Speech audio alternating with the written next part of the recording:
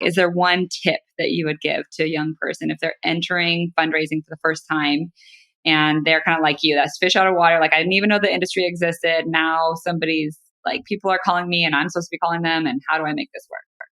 So I would say shadow, shadow, shadow. Cool. So just seek out every opportunity to be a shadow to someone, that's doing well. I did that, early on, primarily because I had no idea what I was doing. Really. I had to learn, like, what is like this everybody thing? out of, in that age range.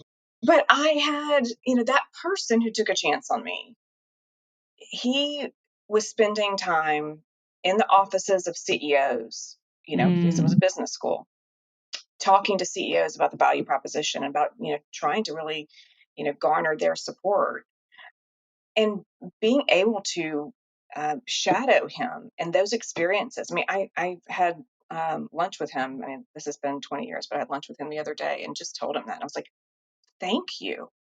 I mean, I had no idea in my early 20s the knowledge and experience you were giving me at that moment.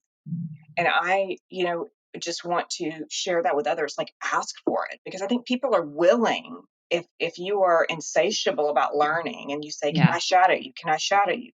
Remember that meeting you're going on? Can I shadow you? Yeah. People will invite you into that. And that's the most amazing way, not only to learn and observe, but also to figure out your own passion. And if you can do that early and unlock that early, man, I mean, I get goosebumps thinking about it. So that's my 2 cents. I'm with you on that. I'm so with you on that. So speaking of goosebumps and passion and motivation, as a fundraiser, it is critical that you have passion for your mission. What if you are looking for a new job and you're a fundraiser? Then, do you go to the new opportunity, or does it have to align with your passion? And how do you make sense of like the job hopping that happens in fundraising? So I think passion can come from a variety of places. So when I came to the March of Dimes, I didn't know. I went from the University of Houston to the March of Dimes, and I didn't know anything about the mission, really.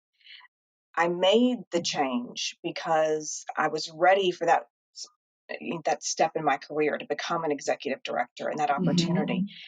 But it was the person who I interviewed with, the person that I got passionate about first. Then I got passionate about the mission. Interesting. And I said, I need to work for this woman, the woman who recruited me, who I'm, of course, still friends with, because anybody who enters my life, like, I just don't let them go. Let's hear who it is. Let's give her a shout out. Her name is Paula Ransom. Oh, Paula. I love Paula. Paula. Oh, so Paula Ransom recruited me. And so I didn't know the mission. But I fell for her, cool. and her vision. And I was like, I can learn from her. I can get so excited about working for her. And it wasn't too long before her cultivation of me, and then my exposure to the mission, I caught fire to the mission as well. So I think you have to have fire, to me.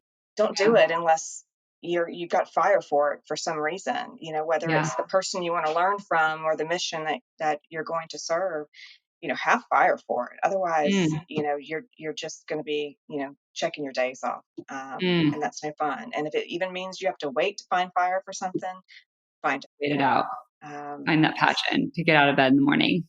That's right. Because, like me, I mean, I stayed in jobs 8 years, 12 years. I mean, I stay in jobs for a long, long period of time. It's like, you want to have that energy to get up and do something great every day with where you are. I believe that strongly. I hate to see the hopping.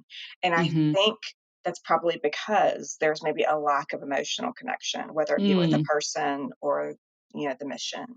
And the more you have that, the more you might be willing to, be there and grow and learn. I think that's right. And I think that the job hopping is really detrimental to not only the individual, because then they just get disjointed and they don't have a chance to really grow deep roots, but then it's harmful to the organization because they've got to retrain and hire and recruit and then build relationships with the board members and the donors. And so if there's any recommendation that I can give to fundraisers out there, it's to learn from Darcie as an example to say she just hit $100 million, and it's not from jumping around. From No, 12 years. I'm celebrating my 12-year anniversary September 30th.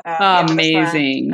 And not that it's wrong to leave if it's a bad fit, but that it's so worth just digging through and confronting like what is a challenge and how can I overcome it? That's right. And stay the course. That's right. And I'd say, look at the organizations that you're looking at and look at the longevity of the people who were there. Right. Like I look at my team. I just had a team member celebrate 30 years. I had another team member just celebrate 20 years. Wow. That says a lot about the organization when you've got people who are so long tenured. So I would say look at that too. With this latest valuable episode, we'd love to thank you for joining us on the Creating Community for Good podcast. If you found today's show valuable, simply visit our website, creatingcommunityforgood.com, to leave a review as well as to get access to additional resources and relevant links from this show. Stay tuned for more episodes.